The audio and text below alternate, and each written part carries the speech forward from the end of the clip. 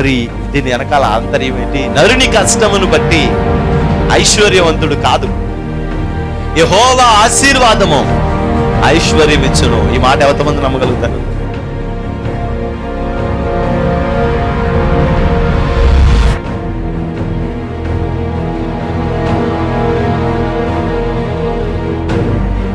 ఆ రక్షణను మనం చూడాలి, అనేక ఆత్మల రక్షణను మనం చూడాలి. దేవుని యొక్క మందిరంలో దేవుడు చేసే అద్భుత కార్యాలన్నిటినీ మన కన్నులారా మనం చూడాలి. నేడు ఈ ఇంటికి రక్షణ వచ్చింది. ఎప్పుడో మన దోషములను మనం విడిచిపెట్టుకున్నాం.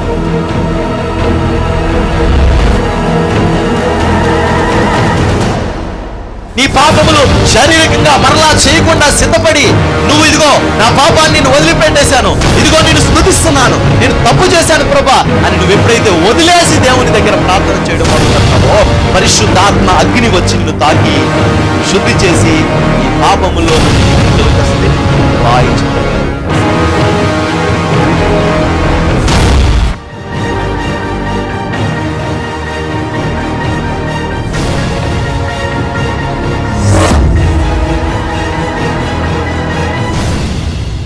మనసారా ఇక దేవుడు మందిరంలో ఉండిపోతే చాలు.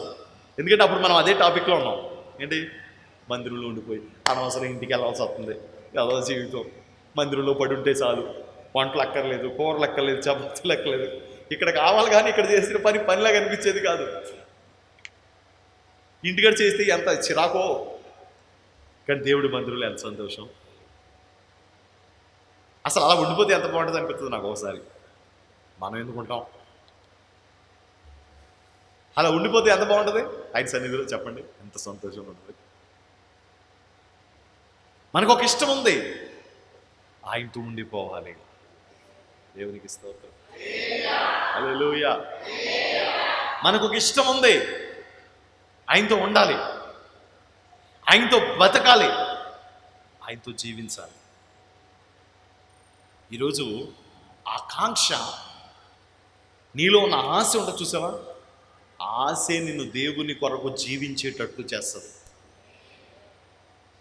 భక్తి చేసేవాడు కాదు, ఆశలో ఉన్నవాడు దేవుడి కోసం బతకగలుగుతాడు. భక్తి అందరూ చేస్తారు, అన్ని కులాలు అన్ని మతాలు వాళ్ళు భక్తి చేస్తారు. కానీ మన భక్తి ఏంటి తెలుసా? ప్రేమతో కూడిన భక్తి మన భక్తి. మన భక్తిలో ఏముంటుందండి? ప్రేమ ఉంటుంది. నువ్వు అంత అందంగా ఉన్నావేంటి అంటే, నా అందమంతా నా దేవుని ప్రకాశత ఎక్కడుందో నేను అక్కడే తిరుగుతాను. ఆ పిల్లోడండి ఆ పిల్ల చుట్టూ తిరుగుతూ ఉంటాడండి అంటూ ఉంటారు కొంతమంది. స్తోత్రం. ఆ పిల్లండి ఎప్పుడు ఆ పిల్లోడు చుట్టూ తిరుగుతూ ఉంటుందండి. అలాగే మనం దేవుడి దగ్గర ఇక్కడ చంద్రబింబం అంత అందము గలదై ఎలా మారిందంటే, ఎప్పుడు ఆ సూర్యకాంతి ఎక్కడుందో ఆ చంద్రుడు అక్కడ ఉంటాడు. నీ ముఖ ప్రకాశత నా మీదకి వచ్చును గాక. మీరు ఏం చేయొద్దు, ఆయన సన్నిధి ఉన్న చోట ఉండండి అంతే. ఒకటి, ఆయన సన్నిధి ఉన్న చోట మనం ఉండాలి. రెండు, మన ఇంట్లో ఆయన సన్నిధి ఉంచుకోవాలి. ఈ రెండు మనసులు పెట్టుకోండి. ఆయన సన్నిధి ఎక్కడైతే ఉందో అక్కడ మనం ఉండాలి.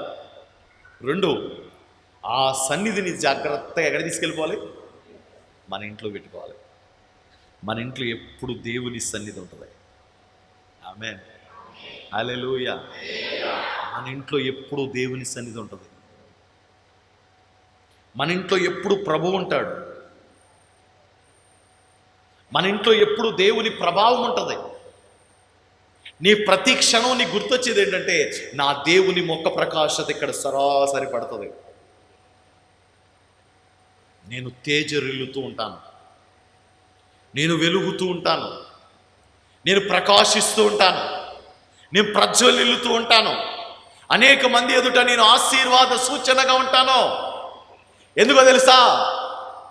నేను సూర్యునిలోంచి వచ్చే ఆ తీక్షణమైన కిరణాలన్నీ కూడా తీసుకొని నేను చంద్రబింబం అంత అందము గలదానైపోతున్నాను. ఆమె ఇప్పుడు ఇంకొక మాట చెప్తాను. చంద్రబింబము అనే మాట మనం మాట్లాడుకుంటున్నాం కాబట్టి ఇంకొక మాట చెప్తాను చాలా షార్ట్గా. అదేంటంటే, ఇప్పుడు చంద్రబింబం రౌండ్గా ఉంటుంది కదా, కొన్ని రోజులు వేసరికి ఏమవుద్ది? ఏమండి? తగ్గిపోతూ ఉంటుంది, తగ్గిపోతూ ఉంటుంది, తగ్గిపోతూ ఉంటుంది, తగ్గిపోతూ ఉంటుంది. తగ్గిపోయి లాస్ట్కి ఏమైపోతుంది? అమావాస్య, పౌర్ణమి గాత్రం ఏమైంది? అమావాస్య రాగానే ఏమవుద్ది? అప్పుడు చంద్రుడి దగ్గరికి వెళ్ళి, చంద్రుడా అయిపోయింది మొత్తం నీ స్టోరీ,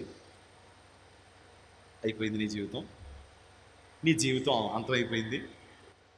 ఆయన ఆయన ఆయన అన్నావు, ఆయన లేదు ఈయన లేదు, లాస్ట్కి నీ జీవితం చీకటి పాలైపోయింది.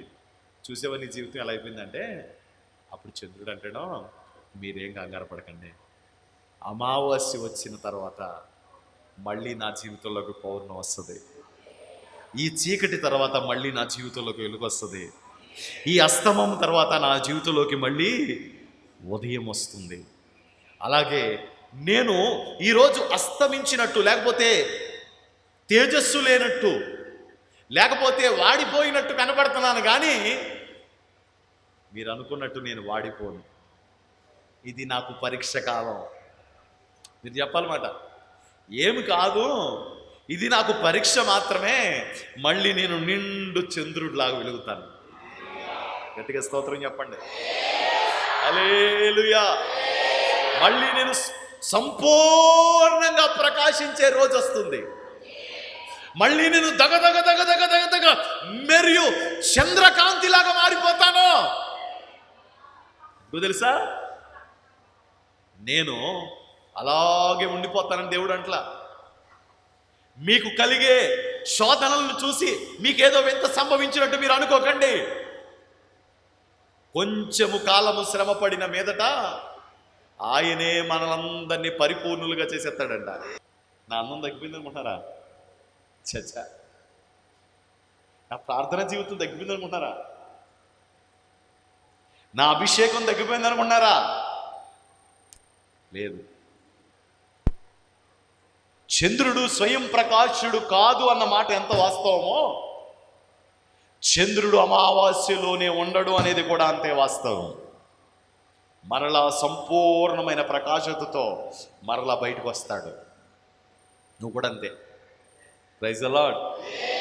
ఒకసారి ఇలా తగ్గుతూ ఉంటాం, ఒకసారి సన్నగిలుతూ ఉంటాం, అంతే. మళ్ళీ పరిపూర్ణమైన ప్రకాశంతో మనం వెలుగుతూ ఉంటాం. దేవునికి స్తోత్రం. అందుకే నెహ్రూ గారు అన్నారంట, క్రైస్తవులు ఎవరంట, సింహాలని బాగానే అన్నాడు కానీ నిద్రపోతున్న సింహాలంట. ఏమండి, మన లోపల ఉంది, కానీ ఏం చేస్తూ ఉంటాం చెప్పాలి. ఇప్పుడు ప్రార్థన అంతా ఎక్కువ ప్రార్థన చేసేసిన కాడి నుంచి గొడవలు ఏమైనా అవుతాయేమో అని చెప్పి చెయ్యం. అనవసరంగా అంత భారమైన ప్రార్థన చేసేసిన కానీ అద్భుతాలు ఏమైనా జరుగుతాయేమో, సూర్యుడు ఆగిపోతాడేమో, చంద్రుడు నిలిచిపోతాడేమో అని భయవేసి అంత భారం తీసుకోగానే, లేకపోతే మన దగ్గర మామూలు భారం ఉందా చెప్పండి? దేవునికి స్తోత్రం. మన దగ్గర ఉన్న అభిషేకం ఎవరి దగ్గర లేదు. అలాంటి అభిషేకం క్రైస్తవులు అయిన మనందరి మీద ఉంది. మనందరికీ గొప్ప కృప ఉంది.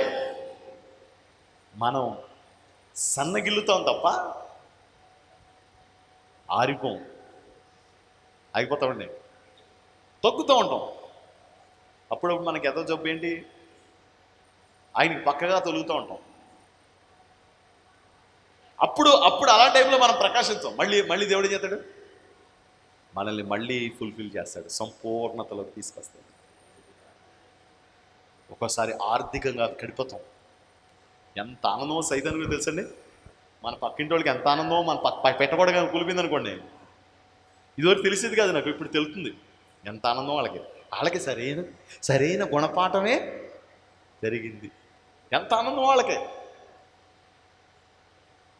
ఎంత ఆనందమో. మొన్న ఒక అబ్బాయి ఆటో కొనుక్కున్నాడు మన చర్చిలో, తెలుసున్న అబ్బాయి. కొనుక్కుంటే ప్రార్థన చేయడానికి వెళ్తే, నీ ఏడుపే నా ఎదుగుదలను రాయించాడు వెనకాల. సంపేత్తాను నువ్వు ఇలాంటి మాటలు రాయించాడు, వద్దని తీయించి మాట్లాడు. అన్నయ్య నిజమేనయ్య అంటాడు. నిజమేనయ్య బాబు, ఎంత ఏడుతారో చెప్పలేమన్నయ్య. మీరు గమనించారు లేదు, ఎవరైనా మీరు గొప్పకుని మంచి చీర కట్టుకున్నారనుకోండి, కడతా ఇది కట్టా, మీ ఆయనలాగా మా ఆయనకి లంచాలు ఉంటే ఎప్పుడో కట్టేదాన్ని నేను. కొంతమంది ఎంతో కుళ్ళిపోతాడు, ఏడుపు కొట్టాడు. మరి అవి చూసి చూసి మనోడికి ఏమని పేరు పెట్టాడు తెలుసండి? మీ ఏడుపే నా ఎదుగుదలని పెట్టాడు. ఇంకా ఏడిసాడా? గొక్కపెట్టి ఏడ్చింటాడు. నేనన్నా తప్పు అలా రాయకూడదు, తప్పు అలా రాయకూడదు అన్నాడు. ఏదైనా చక్కటి వాక్యం రాయించుకో. అయితే మీరే ఒక బలమైన వాక్యం, దీనికి సరిపడేది ఉంటున్నాడు. దేవునికి స్తోత్రం. ఏంటి దీనికి సరిపడేది ఇవ్వాలా అంటే నీ ఏడుపే నా ఎదుగుదల అని చెప్పడానికి? చచ్చా, అలా కాదులే కానీ మంచి ఏదైనా చక్కటి వాక్యం చెప్తాను,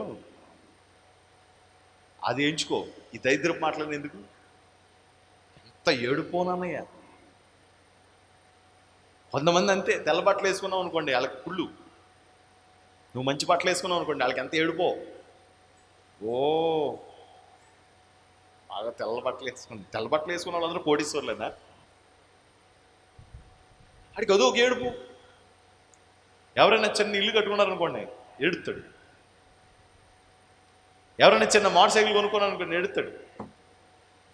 ఆడి కుమిలిపోతూ ఉంటాడు, బాధపడుతూ ఉంటాడు అన్నమాట. అన్నం అరగదు, ఇంకా గ్యాస్ ట్యాబ్లెట్లు వేసుకుంటా ఉండాలి పాప 3 రోజులు. ఎవరైనా పక్కన వాళ్ళు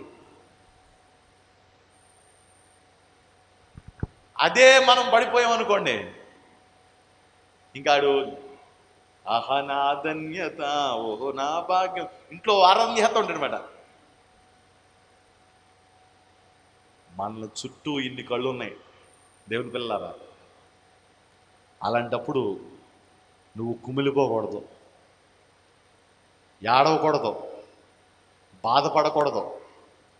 ఇది కేవలం కొంచెము కాలం మీదట, కొంచెం కాలం వస్తుంది. ఇది ఈ అమావాస్య ఉండదు, మళ్ళీ కొత్త వెలుగుతో, నూతన ప్రకాశతతో, నూతనమైన ఆశీర్వాదంతో నేను ప్రకాశించడం మొదలుపెట్టినప్పుడు వాళ్ళందరూ నన్ను చూసి ఆశ్చర్యపడే రోజు తప్పకుండా వస్తుంది అని చెప్పడానికే చంద్రబింబముతో పోల్చాడండి. దేవునికి స్తోత్రం, హల్లెలూయా. మొదటిది ఏం చెప్పానో, స్వయం ప్రకాశతను తీసుకోగలిగింది. ఆ స్వయం ప్రకాశించలేదు, అది ఆ సూర్యుని ప్రకాశతను తీసుకునే చంద్రుడు అని చెప్పాను. 2, తన అమావాస్య తను ఏం చూపిస్తుందంటే, ఈ అమావాస్యలాగే ఉండదో మళ్ళీ నా జీవితంలోకి పౌర్ణమి వస్తుంది. మళ్ళీ అమావాస్య వస్తుందని కాదు దాన్ని అని అర్థం. ఇలా ఉండిపోను నేను. చెప్పండి నేను ఇలా ఉండిపోతాను అనుకున్న వాళ్ళందరూ చెప్పండి, నేను ఇలా ఉండిపోనని సంతోషంగా చెప్పండి. ఎందుకు ఉండిపోతాం? మగవాళ్ళు చెప్పండి. నేను మగవాళ్ళు చెప్పట్లేదు ఏంటో, మగవాళ్ళు చెప్పాలి. ఉండిపోం. దేవునికి స్తోత్రం. మనం ఎలా ఉండిపోం, బాగుంటాం. చక్కటి చంద్రప్రకాశత ఎలా ఉందో అలాంటి చంద్రబింబం అంత అందంగా మనం మళ్ళీ ప్రకాశించే రోజులు వస్తాయి. దేవునికి స్తోత్రం, హల్లెలూయా, హల్లెలూయా, హల్లెలూయా. 3వది ఆమె బ్యూటీలో ఉన్న ఆంతర్యం. ఆమె యొక్క జీవితంలో ఒక నిరీక్షణ, ఒక శుభప్రదమైన నిరీక్షణ ఉంటుంది. 3వది ఏంటంటే, చంద్రునిలో నుండి వచ్చే ఆ వెలుగు అందరికి ఏం కలుగు చేస్తుందండి? మనస్సుకి ఏం కలుగు చేస్తుందంటే సంతోషం కలుగు చేస్తూ ఉంటుంది. ఆమేన్. ఏం కలుగు చేస్తుంది? సంతోషం. అందరితో మంచిగా. నీ సౌందర్యానికి అందం ఏంటి? కారణం ఏంటి? నేను సూర్యుని ప్రకాశతను తీసుకుంటాను. నీ సౌందర్యానికి కారణం ఏంటి? నాకు వచ్చిన చీకట్లో ఉండదో మళ్ళీ అది వెలుగు అవుతుంది. ఈ సౌందర్యానికి కారణం ఏంటమ్మా చెప్పు. నేను అందరితో ప్రేమగా ఉంటాను, అందరికీ నా ప్రేమను పంచుతాను, అందరితో ప్రేమగా మాట్లాడతాను. సమాధాన సంబంధమైన వార్త ఎప్పుడూ నా నోట ఉంటుంది. నేను ఎప్పుడు ఎలా మాట్లాడతాను? సమాధానంగానే మాట్లాడతాను. ఆశీర్వాద వచనాన్ని వచ్చిస్తూ ఉంటాను. ఎప్పుడు శుభకరమైన మాటలు మాట్లాడుతూ ఉంటాను. Praise the lord. Hallelujah, hallelujah. మన నోట ఎప్పుడు కూడా ఏం మాటలు ఉండాలంటే శుభకరమైన మాటలు ఉండాలి. మనం ఎక్కువ మాట్లాడే మాటల్లో ఆ శుభాన్ని గురించి మాట్లాడాలి. శుభం. దయాప్రాప్తురాలా మీకు శుభం, దయాప్రాప్తుడా నీకు శుభం అని ఎల్లప్పుడూ మనం ప్రేమను పంచే ఆత్మీయులుగా ఉందుముగాక. ఆమేన్. హల్లెలూయా, హల్లెలూయా. మూడోది ఏంటంటే పంచగలిగేవాళ్ళం. ప్రేమించాలి. ప్రతి దాంట్లోంచి నెగిటివ్ చూడటం మనకు అలవాటైపోయింది ఈ మధ్య. ప్రతి దాంట్లోంచి నెగిటివ్ తనం మనలోకి వచ్చేసింది. ప్రతి దానిలో నుండి పాజిటివ్ చూడాలి. ప్రతి దాంట్లోంచి మంచి ఏంటో చూడాలి. ప్రతి దాంట్లో ఏదో మంచి తప్పకుండా ఉంటుంది, ఏదో తలాంతు తప్పకుండా ఉంటుంది, ఏదో శ్రేష్టమైన ఇవి తప్పకుండా ఉంటుంది. అది మనం చూడగలిగే మన చూపులో ఉంటుంది. అందరితోనూ సాధ్యమైనంత మట్టుకు అందరితో సమాధానాన్ని మనం కలిగి ఉండాలి. సాధ్యమైనంత మట్టుకు అందరితో కూడా నీ ప్రేమను పంచగలిగే స్వభావం నీకు ఉండాలి యేసు నామములో. ఆమేన్. మనకి మనమే బాధపడుతూ ఉంటాం, మనకి మనమే చిరాకు పడిపోతూ ఉంటాం, మనకి మనమే అసహ్యపడిపోతూ ఉంటాం, ప్రేమించలేము. కొంతమంది ఎక్కువ చాలు ఎవరెవరినో పోల్చుకుంటూ ఉంటారు. వాళ్ళలా నా జీవితం లేదు, వీళ్ళలా నా జీవితం లేదని చెప్పి వాళ్ళు ఎవరైతే ఉన్నారో వాళ్ళందరి మీద అసహ్యం వీళ్ళకి, వాళ్ళందరి మీద కోపం వీళ్ళకి. రోజు తోటమాలి ఉన్నాడంట. ఆ తోట అంత అందంగా చూసుకుంటాడోనంట. రకరకాల మొక్కలు ఉంటాయంట ఆ తోటలో.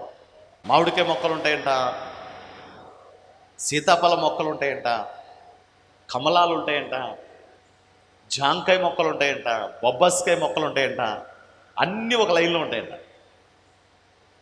జాంకాయ మొక్కలు లైన్ ఉందనుకోండి, ఇంకో మొక్క వేయడంట. బొప్పాయి ఉందనుకోండి, ఇంకో లైన్, ఇంకా ఆ లైన్లో అయ్యే ఉంటాయి. ఎవరైనా దానికి వచ్చినప్పుడు చాలా చూసి ఎంత అందంగా ఉంది ఈ తోట అనుకుంటారంట. వాడికి ఓ రోజు విరక్తి వస్తుందంట. ఒక్క 2 రోజులు కనుక తోటను చూడకపోతే తోట పాడైపోతుంది. మొక్కలు కూడా అంతే. మీరు రోజు నీళ్ళు పోతేనే పచ్చగా ఉంటాయి. ఒక 4 రోజులు మానేశారనుకోండి మొక్కలు పాడైపోతాయి. ఒక రోజు అనిపించిందంట, చిచ్చి నా పని అంత కష్టమైన పని ఇంకోటి లేదు, ఏదైనా సులువైన పని నేర్చుకుందాం అని చెప్పేసి,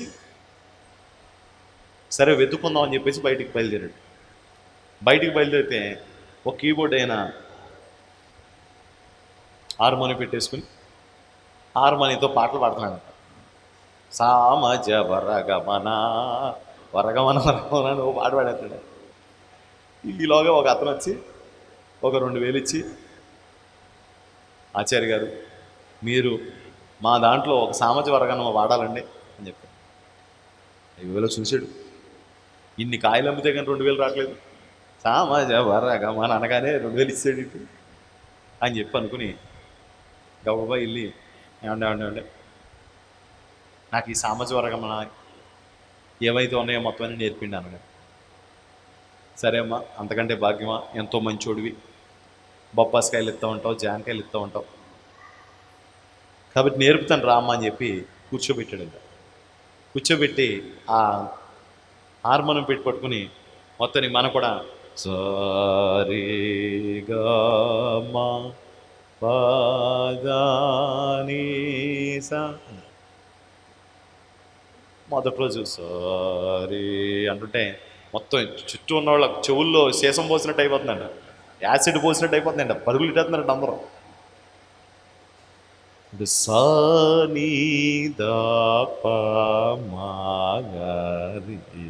అనాలి.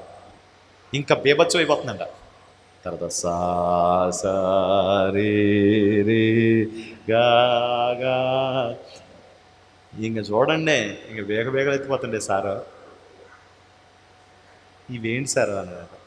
సంగీతంలో మెట్లు అయినా ఇలాంటి మెట్లు ఇంకెన్ని నేర్చుకోవాలి? నేను నా జీవితంలో ఇదంతా నేర్చుకోవడానికి 15 సంవత్సరాలు పట్టింది నాయన అన్నాడట. ఏంటి 15 సంవత్సరాలు నేర్చుకుంటే కానీ నాకు 2000 రావా? అది కూడా నువ్వు ఇంకో 2-3 సంవత్సరాలు మంచిగా పేరు తెచ్చుకుంటే అప్పుడు నీకు ఇస్తారు ఈ డబ్బులు, లేకపోతే చిల్లర చిల్లర పైసలు కూడా ఏరు నీకు అన్నాడండి. చిచ్చి చిచ్చి ఇంత దరిద్రం కూడా పని కూడా ఏంటి 15 సంవత్సరాలు నేర్చుకోవడం, 2 సంవత్సరాలు 3 సంవత్సరాలు మళ్ళీ కిక్కి అనిపించడం, ఇదంతా వద్దు కానీ తొందరగా వచ్చేది ఏమన్నా ఉంటాయని చెప్పేసి మళ్ళీ రోడ్డు ఎక్కాడంట. మళ్ళా రోడ్డుకి ఎక్కితే ఒక ఫ్రైడ్ రైస్ బండి అయినా ఓ ఫ్రైడ్ రైస్ చేసేస్తున్నాడట. సరే అతని దగ్గరికి వెళ్ళాడు. అయ్యా కొంచెం నాకు బిర్యానీ ఎలా ఉండాలని నేర్పండి అయ్యా అన్నాడు. నీ బిర్యానీ పొట్లాలకి ఎక్కడి నుంచి వచ్చేస్తున్నారు, రోజుకి 6000 7000 అమ్మేస్తున్నావు, నేను చూస్తుంటే ఏమి నాకేం ఉపయోగకరంగా లేదు, ఓసారి నాకు కొంచెం హెల్ప్ చేసి పెట్టయ్యా, నాకు కొంచెం నేర్పించేయ్యా అన్నాడు. సరే అప్పుడప్పుడు కూడా నువ్వు నాకు ఎన్నో ఫ్రూట్స్ ఇస్తా ఉన్నావు మంచి సరే నువ్వు ఉంచో అని చెప్పి మనోడిని ముందు ఉల్లిపాయలు కోసేయమని చెప్పాడు. ఓ 10 కేజీలు ఉల్లిపాయలు ఇచ్చి మనోడు ఉల్లిపాయలు కొత్తకి ఏడుపు వచ్చేస్తుంది. జాంకాయలు పీకి కోసుకొచ్చాడు, మామిడికాయలు కోసుకొచ్చాడు, ఉల్లిపాయలు చెక్కుతుంటే చిన్న చిన్న మొక్కలు ఇంకా చిన్న అంటుంటే ఆ 10 కేజీలు మొక్కలు కోసేటప్పుడు సాయంత్రం అయిపోయిందంట. కళ్ళలోంచి నీళ్లు పటపట కారిపోతున్నాయి. సాయంత్రం దాకా ఉల్లిపాయలు కోసి పచ్చిమిరకాయలు కోసి బియ్యం కడిగి బియ్యం వాచి అవన్నీ దగ్గర పెట్టుకుని ఆ చికెన్ ఏపుడు చేసి ఆ ఏపుడిని ముక్కల కింద చేసి అయ్యో పక్కన పెట్టుకుని ఇక రకరకాల ఎసెన్స్ అన్ని దగ్గర పెట్టుకుని సేరువా కోసం రకరకాలన్నీ కాసి అవన్నీ దగ్గర పెట్టుకోవడానికి ఎంత టైం పట్టిందంటే సాయంత్రం 6 అయిందంట మనోడికి. అక్కడ కానించి స్టవ్ పెద్ద మంట పెట్టి ఫ్రైడ్ రైస్ చేస్తుంటానంట. వేడంతా ముఖానికి సెకకి గుండ్లకు వచ్చేస్తుంటే ఆ పక్కనే నుంచున్నప్పుడు ఆ పొట్లాలు కట్టేవాడు అన్నాడంట, ఏంటి ఫ్రైడ్ రైస్ చేయడం అంటే ఇలా చేసేయడం కదా, పొద్దునుంచి ఎంత పొట్టి సేకరి చేస్తే కానీ సాయంత్రం ఫ్రైడ్ రైస్ చేస్తాక వీలు పడతా అంటే పొద్దునుంచి చేస్తేనని ఆయన సాయంత్రానికి ఇక అనుకున్నాడు. శుభ్రంగా వెళ్ళి నీళ్లు పోసుకొని ఏమన్నా చీడుంటే తీసి పాడేసుకుని ఆయన కాయలు కోసుకుని ఇక దానికి నాకు ఎందుకు వచ్చిన కర్మ ఇది, దానికంటే సులువైన పని ఎంచుకొని చేసుకుందాం అనుకో. నేనొస్తే నిష్ట దరిద్రానికి ఎన్ని దరిద్రాలు అయితే ఉన్నాయో అన్ని దరిద్రాలు నా జీవితంలోనే ఉన్నట్టున్నాయి.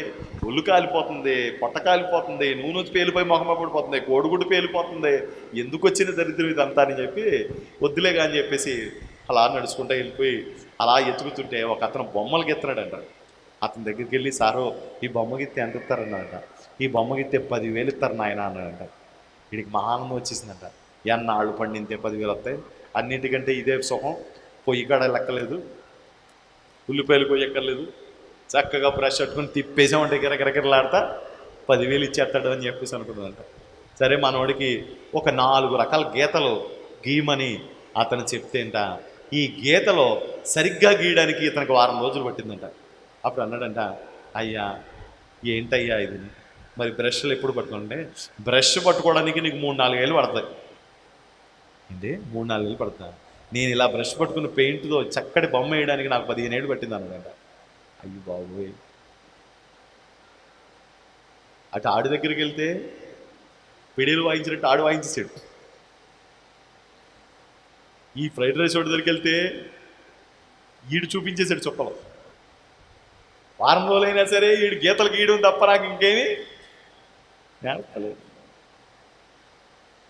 అప్పుడు అనుకున్నాడంట, అయ్యి బాబు ఇంకా సులువైంది ఏమైనా ఉంటే మెల్లగా వెళ్దాం, ఎత్తుక్కుంటూ వెళ్దాం. ఆయన ఎవరో చక్కగా మిషన్ టైలర్ కుట్టేస్తున్నాడంట. ఇదైతే మనకు సులువు వచ్చేస్తే పెద్ద ఇబ్బంది ఉండదని చెప్పేసి అనుకుని కూర్చుని మొత్తానికి మాట్లాడితే వాళ్ళ గుండెలు వేయించు, కాజాలు వేయించు, వెనకాల ఇస్త్రీ చేయించు ఓ తిప్పుతున్నారు. 15 రోజులు పోయిన తర్వాత అడిగాడంట, సార్ మిషన్ ఒకసారి ఎక్కుతానండి. మిషన్ ఎక్కడానికి నీకు 2-3 ఏళ్ళు పడతానంట. లేదు ఎక్కుతాను అన్నాడంట. ఎక్కితే ఎక్కానంట. ఎక్కి మనోడు ఇలా పెట్టి ఇలా కుట్టాడంట. సూది వెళ్ళిపోయిందంట చేతులకి, కింద నుంచి వెలుగుతుందంట. సూది దాంట్లో సూది సూది సూది బాబా బాబా బాబా వెళ్ళిపోయింది. ఏలు ఏలేమో మధ్యలో ఉంది, సూదేమో కింద ఉంది, పైన మిషన్ ఉంది. ఇప్పుడు మళ్ళీ మిషన్ దొక్కితే కానీ సూది రాదు. ఏసు రక్తం చేయం. ఎందుకు ఈ కర్మ, ఎందుకు ఈ బాధ? మెల్లగా మిషన్లోంచి సూదిని బయటికి తీసి, నాకు మీ కాజాలు వద్దు, మీ గుండీలు వద్దు, మీ ఉక్సులు కొట్టడాలు వద్దు, ఈ జిగ్జాగులు వద్దు, నాకేం వద్దు బాబోయ్ అనుకుని మళ్ళీ పోయాడు. నిజమే, ఎక్కడో శాంతి ఉందని వెతుక్కుంటాం మనం. దేవుడు నాకు ఎందుకు ఇలా ఇవ్వలేదు, దేవుడు నాకు ఎందుకు కంఫర్ట్ లైఫ్ ఇవ్వలేదు, ఎందుకు నాకు మంచి జీవితాన్ని ఇవ్వలేదు? నేను చెప్పనా, నీకు దేవుడు ఒక మంచి జీవితాన్ని ఇచ్చాడు. నీకు ఏది శ్రేష్టమైనదో, నీకు ఏది మంచిదో దేవుడికి బాగా తెలుసు. అలాంటి శ్రేష్టమైనది దేవుడిచ్చాడు. ఇచ్చేయమన్నాడు తెలుసా, దాంట్లో నీకు ఉన్నతమైన స్థానం ఉంది. నువ్వున్న జీవితంలోనే, నువ్వు కలిగి ఉన్న జీవితంలోనే ఒక శ్రేష్టమైన అనుభవం ఉంది. ఆమేన్. నువ్వు ఆ స్థితిలో ఉండడానికి నువ్వు తక్కువగా ఉన్నావు కానీ ఆ స్థితిలో నువ్వు ఒకరోజు ఎక్కడికో వెళ్తావు. ఎలా చేస్తే చెప్పండి? శ్రద్ధగా చేస్తే. నువ్వు చేసే పనిని ఎలా చేయాలి? శ్రద్ధగా చేయాలి. చెప్పండి గట్టిగా, చెప్పండి గట్టిగా. ఆ పనిని నువ్వు ఏ పని కలిగి ఉన్నావో, నీ దగ్గర ఏ టాలెంట్ ఉందో యేసు నామములో, ఆ టాలెంటుతో నువ్వు దేవుని కొరకు నిలబడాలి. Praise the lord. అప్పుడు నిన్ను దేవుడు హెచ్చించడం మొదలు పెడతాడు. నాకు ఇది వద్దు ప్రభా, నాకు ఇంకోటివి. ప్రభా నేను ప్రార్థన చేయడు, నాకు పాటలు రావట్లేదు, నేను మంచి సింగర్ని అయిపోలే వేస్తున్నామాలో అని చెప్పి నేను ప్రయత్నం చేశాను అనుకో, అవదు, గొంతు పోతుంది. నన్ను అడుగుతారు చాలామంది, డ్రమ్ కొట్టడం వచ్చా మీకు? అసలు ఏం కొట్టడం లేదు మనకు వచ్చింది ఒకటి, వాక్యం చెప్పడం, ప్రార్థన చేయడం, ఆరాధన చేయడం, ఇవన్నీ ఇంక్లూడ్గా ఇన్ని భాగాలు. ఒక డ్రమ్ కొట్టడం రాదు, కీకిలు రావు, నాకేమి రావు. నాకేం తెలుసు తెలుసా? నాకు దేవుడు ఏది ఇచ్చాడో అదే శ్రేష్టమైనది.